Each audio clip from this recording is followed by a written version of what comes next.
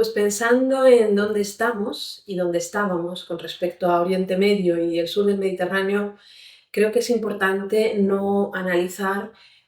procesos revolucionarios tan profundos y tan complejos como se iniciaron en Egipto y en Siria particularmente, pero también con distintos ecos en el resto de la región, no analizarlos desde una lógica de éxito o fracaso, pensando solo en los resultados, sino pensando en si las causas eran justas, si lo que se defendía sigue siendo válido o no. Y creo que es más importante que nunca comprender hasta qué punto eran válidas estas demandas que estaban haciendo en estos países, viendo hasta qué punto la impunidad hoy en día ha crecido. Lo estamos viendo hoy con Israel, pero lo vemos también